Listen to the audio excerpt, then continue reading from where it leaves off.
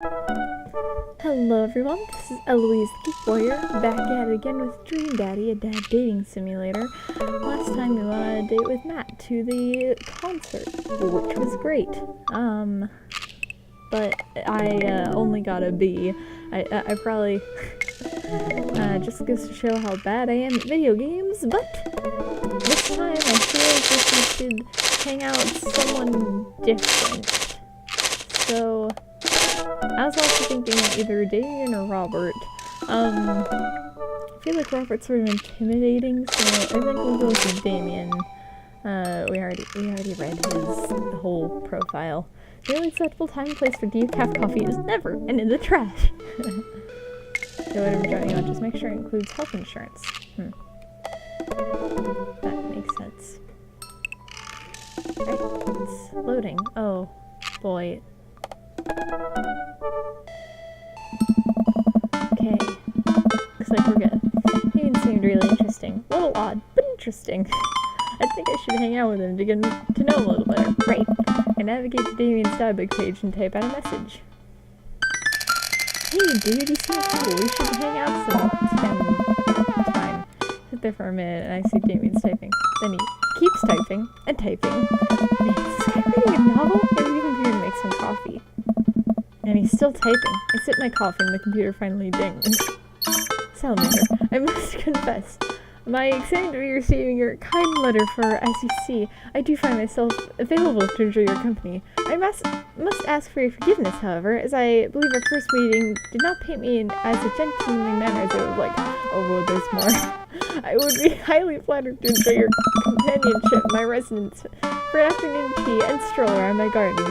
Should it please you, till then, adieu. Yours humbled, D. Blood of March. Start this way and reread the letter several more times.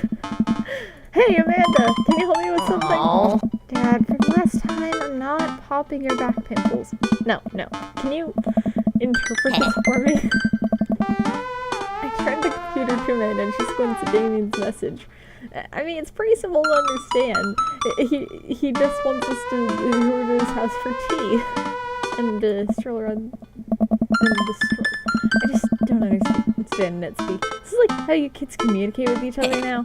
Oh, totally. This is the hot new thing.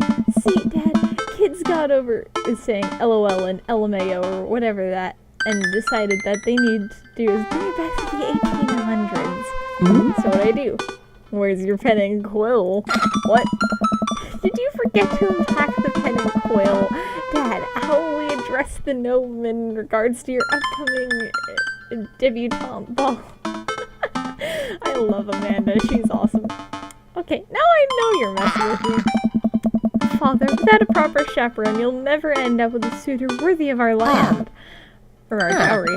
Or, so you read Pride and Prejudice for school one time, and now you're saying things you know about it back to me, aren't you? Like, first 5 pages, then I read the review of the movie. Still gotta be, though. Great. So what do I say to Damien? I got this. Damien reaches over and types on the keyboard. Sure thing, dude. Regards, Salamander. It sends and smiles at me. Well, suppose that's that. Make the short walk over to Damien's house. Well, I guess you can't really call it a house. It's more of a manor? Estate? The Gothic architecture looms above the other homes in the cul-de-sac. It's got, like, gargoyles. No, not gargoyles. I'm pretty sure gargoyles don't have wings. Not positive, though. I don't really know my marble statues.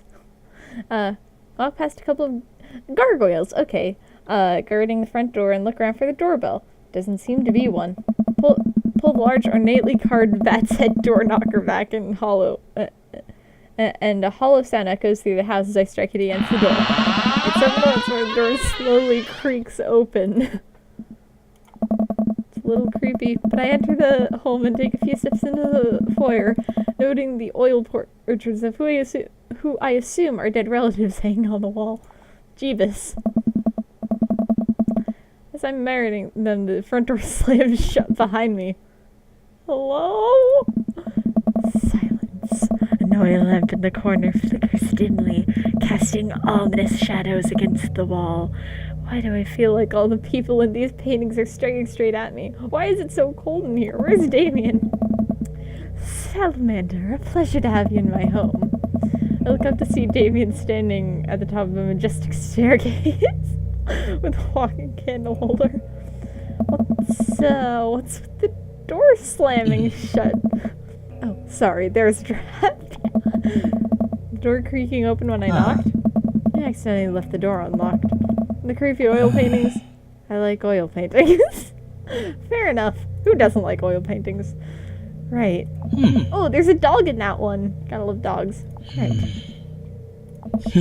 Please, let me show you around. Okay. This is like textbook haunted house here. Damien leads me around his house, showcasing his parlor, sitting room, auxiliary sitting room, and the parlor again for some reason. This is one of the older homes on the block, yes, well, on the cul-de-sac, but nowhere near as old as the architecture might suggest. Through extensive renovations, I've been able to craft a residence that is both historically accurate to the Victorian period and equipped with the amenities of any modern dwelling. Do not pass a door covered in bumper stickers, caution tape, and a black parade poster. Did they listen to My Chemical Romance in the Victorian era? That's my son's room. You know how the rebellious teenage years are. Onward, onward, there's more to see. We reach a door at the end of the hall that Damien opens with a flourish. And this is the library. Sunlight streams in from the floor-to-ceiling arched windows. Ooh, that window doesn't look very arched to me. The walls are lined with packed bookshelves, and even more books are scattered around the period-appropriate furniture. Damien is clearly really proud of this room. There are also a bunch of butterflies. I'm gonna look at the butterflies. Up to the glass display of pink bugs. Oh, that was good. Okay, it's pretty impressive. Nice bugs. They're butterflies. I pinned them all myself. Maybe I could show you how sometime. I'm considered to stick the pin right through my finger. Ah, the pinner's gambit. Is that a thing? No. Oh, okay, so everything I do is gonna get a good reaction. I walk through the window and greeted by a beautiful view of Damien's backyard. It shows a beautiful view of the rest of the cul-de-sac. Hey, I can see Craig on his lawn. He's doing push-ups with his daughters on his back. Damn. He sees me waves happily, doing push-ups with one hand now. Damn! Did you know that Victorians spend at least 20 hours a week gazing longingly at full-length windows? Wait, really? No. Victorians did appreciate telling a good joke. Pick up a book?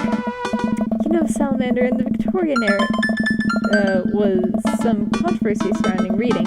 Many people thought the more tawdry novels would encourage youths into a life of crime, would cause too much of a distraction from work and school. I pulled out a book at random and examined the worn cover. Opening it, I turned to a random page reading aloud. Naruto struggled against the chains that Sasuke abandoned him with, shirtless without breath. He looked up at Sasuke. Sasuke smirked and buttoning his knees. Okay, I think that's enough. Is that Naruto fanfiction? Do you have printed Naruto fanfiction in your house, Damien? The incest bookshop puts it back on the shelf. That's a rare book from my private collection. Please, let me join me for tea. Oh my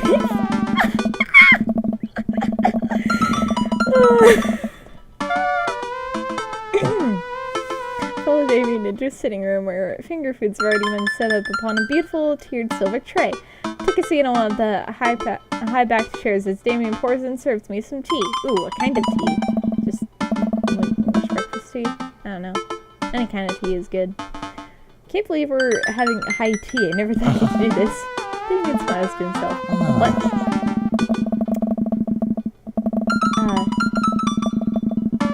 It's a common misconception that high tea refers to the wealthy class of people enjoying it. In fact, the high refers to both the later time of day and the working class had to enjoy tea in the heights of tables which they're served.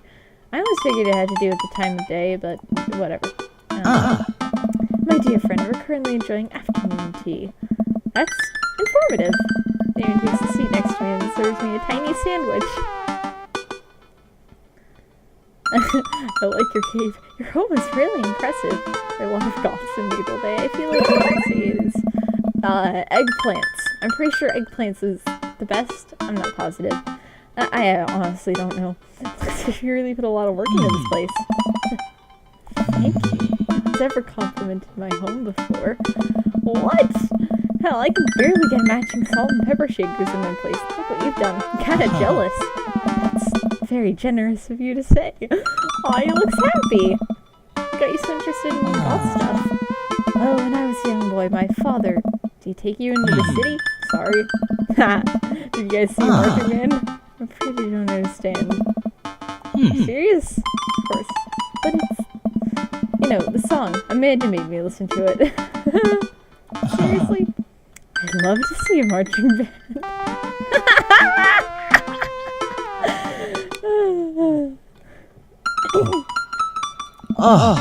Nevertheless, I've always had a love for art, history, and fashion. It started off as a small hobby of collecting taxidermied animals, grew into a sort of obsession. It's a privilege to be able to appreciate the lives and cultures of those who came before us, I think. On a way. I like not dying when I catch a cold. He takes a sip of tea. Makes sense. I can acknowledge that there are many terrible things about the Victorian era, and try to live life that strictly aligns with those ideals would be admittedly horrid. But I think it takes a critical mind to truly appreciate something to the fullest, to be cognizant of its flaws and love it all the same. Tell me, Salamander, do you have any hobbies? Man, I do, but I don't know if I care about anything the way you care about this stuff. Well, I'd love to hear about your interests. Hearing someone talk about the things they're passionate about is intriguing, and quite honestly, rather attractive. Please, do tell me about your hobbies. Oh, okay. Quick, sound sophisticated. I learned how to juggle once. I like watching soap making videos on the internet. Love me some word jumbles. I mean, in real life, what I'm passionate about is video games. Specifically story-based video games. Because I'm more passionate about the stories than I am about the gameplay. Because, as I've said before, I'm terrible at video games. Playing them. Unless it's Mario Kart, Super Smash Bros, or some kind of RPG. I'm like... anyways. But... soap making videos on the internet. That actually... soap is, important advancement in modern society. Getting rid of germs and stuff. Say the people like soap are the trees here. I tried making soap with Amanda once. We both had to go to the doctor for the rashes. Which goes to show that we should leave it to the professionals. We finished our tea and finished Come, I have one more thing to show you. Pretty. More gargoyles, too. Damien takes me around the back of his home where a variety of flowers flourish in beautifully landscaped rows. A small stone path weaves through it and butterflies flit lazily through the air. How big is your yard? My garden. It's beautiful. I haven't mentioned that I really like flowers. I really like flowers. Thank you.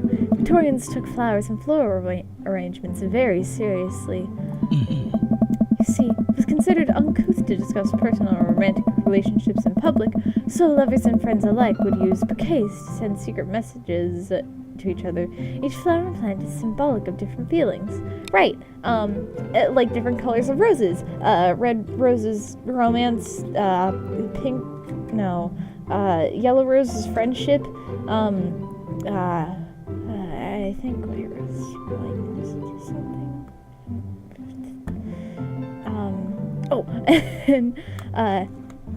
And salmon roses, I remember this because of a Tumblr post for Desire, which was followed by another commenter with, never mind. You see, it was, right, I read this. Even more interesting is that one flower can mean different things depending on the other plants it was paired with. One had to be extremely careful, as even the style in which the ribbon was tied around the bouquet affected the message. Damon leans down and flicks a gorgeous bright orange flower off of mine. Lilium bulbarium, the orange lily. What do you think this one means? Definitely not that first one. 3 cheers for sweet revenge. Thou art the tightest. I have no idea. Do you think I ought to look this up on the internet real quick?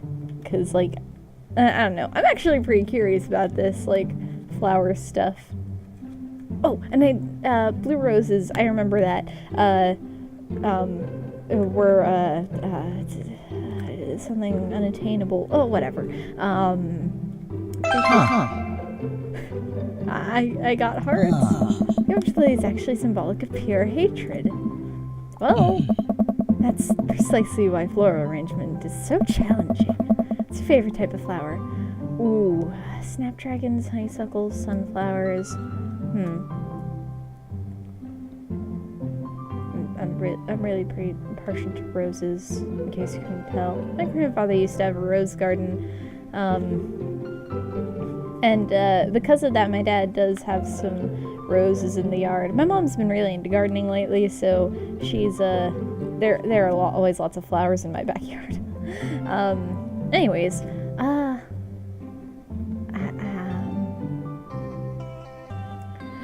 well, since we seem to be talking about a vampire, I don't think sunflowers would exactly be the right option.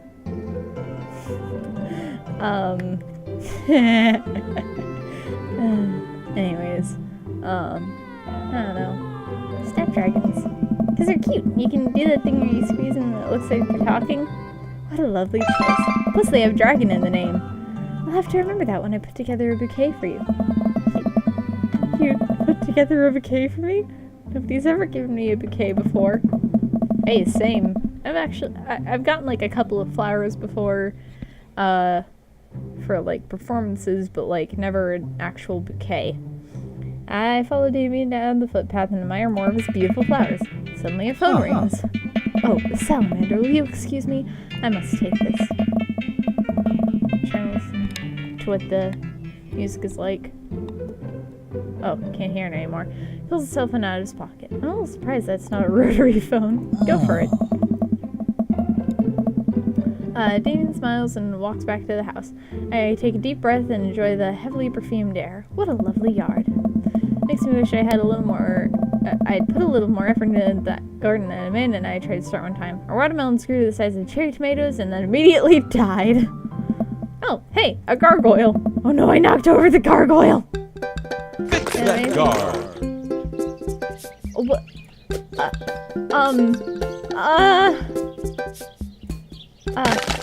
No!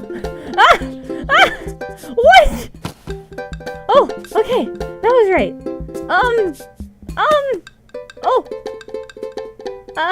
Go!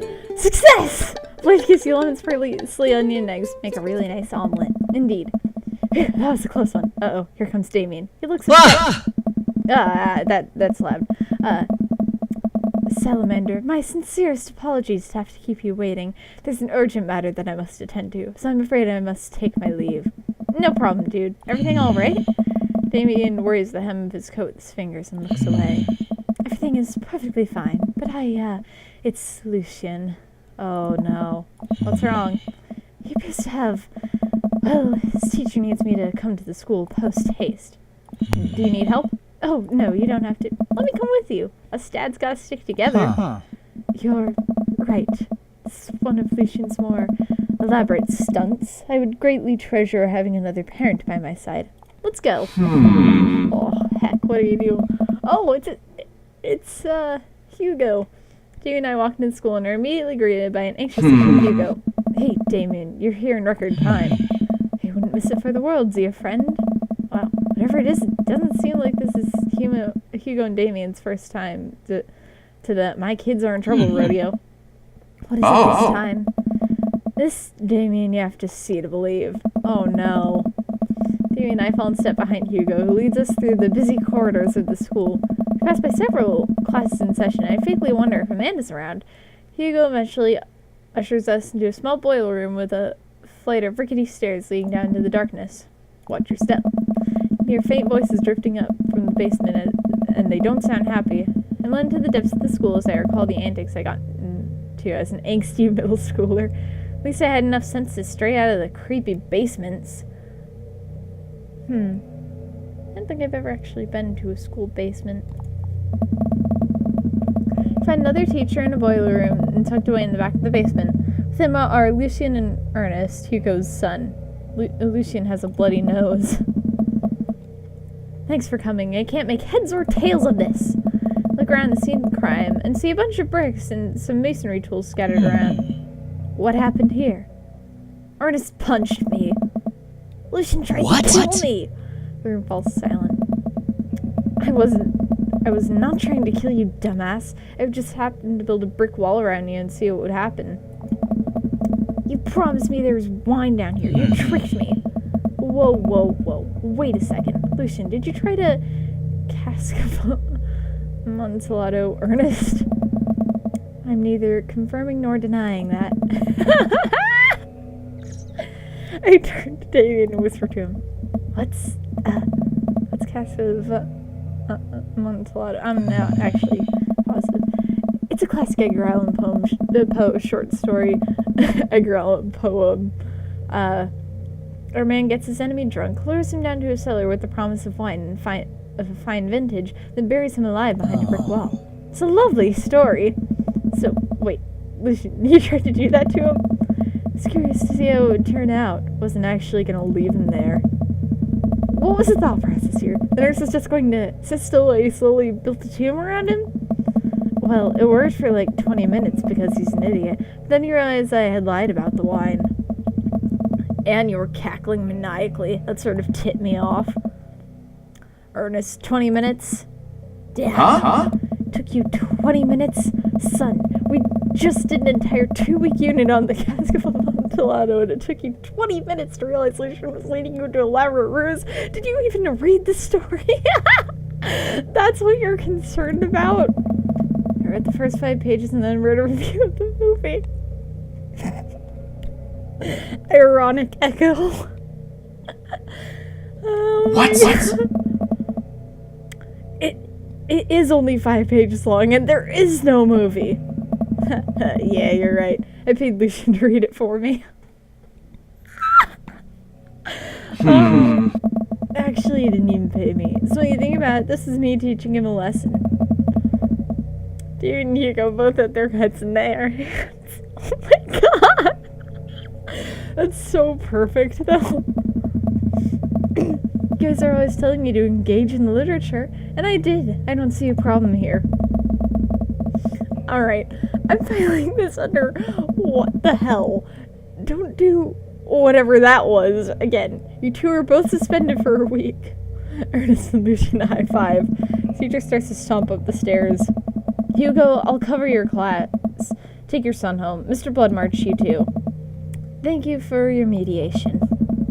We all head up the stairs and out of the school in tense silence. Lucian, Damien, and I all pile into my car and begin to drive home. Lucian immediately puts his hood up and stares out the window angrily. Not going to therapy again. I know, son. It's entirely up to you whether or not you want to go. But I care about you, and I can see that you're struggling. So if you do decide that you'd like to speak to a professional about your feelings, we can do that too. We can spend this next week looking for a summer job. I know how much you want your own car.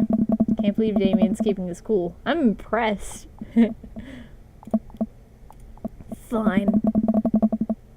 Thanks for not freaking out too hard. I love you, son. Lucian continues staring out the window. Love you too. Spend the rest of the drive in relative silence. Aw, well, that's sweet. When we pull into the driveway, Lucian hops out of the car, slams the door, and runs inside. Didn't expect to have that conversation in front of you. He and I have a lot we need to work out. It's alright. And all things considered, Lucian's bricklaying was pretty good. Sometimes a silver lining. There's that, yes. I really admire how you handled that. Does this kind of thing happen? Yeah. You're a lot more diplomatic with him than I would have been. Just want what's best for him. And I don't think yelling at him would do either of us any favors. Rarely does. You're a good dad. See you around soon? Oh, that was good. It would be my honor and my pleasure. Damien bows with a flourish. Classy. I come back home to find Amanda curled up on the couch with a blanket watching TV. I plop down next to her. Yo, what you watching? Tiny House Hunting Brothers Extreme Edition. Ugh, I hate this show. The couple on screen bickers back and forth while standing in an extremely small house made of recycled bottles. The Tiny House Hunting Brothers watch them with amused expressions, both their heads touching the low ceiling. I told you we wanted a 2-bed, 2-bath, shabby chic cottage. This house doesn't even have a bathroom. But honey, the outhouse is only 20 yards away. It's not that bad. I am not pooping outside, Greg. Why don't they just get a regular sized house? I don't know. How'd afternoon tea go? Got strange. We had to go to school to pick up Lucian since he lured Ernest down to the cellar with the promise of fine vintage and then tried to break him into the wall, right? How'd you know that? So everyone reads this story except me. You should live stream the entire This entire day is beyond me. Otherwise, it was a fun day. That Damien guy's a character, but he's really good company, and a surprisingly diplomatic dad. I dig his style. You know what? Me too. Quirky live system from NCIS just reminds me of you. Oh, thank you, please.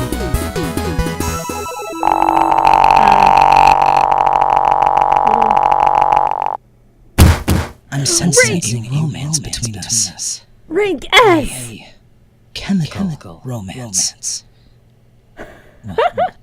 That's a band? Is that the full voice clip? Okay, yes, I got rank S this time. Snap. Wait, flip up sunglasses, cargo short, and put in Ojo-sama? Ojo-sama? Why? Basement, afternoon tea.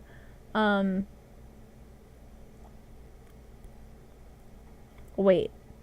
Is this... What do these even mean? A basement afternoon tea. Oh, whatever. I'll just click to continue. Welcome. You've got dads. Alright then. So, since we completed another date, I figured that's a good way to end the episode. Oh, see y'all in the next episode. Bye!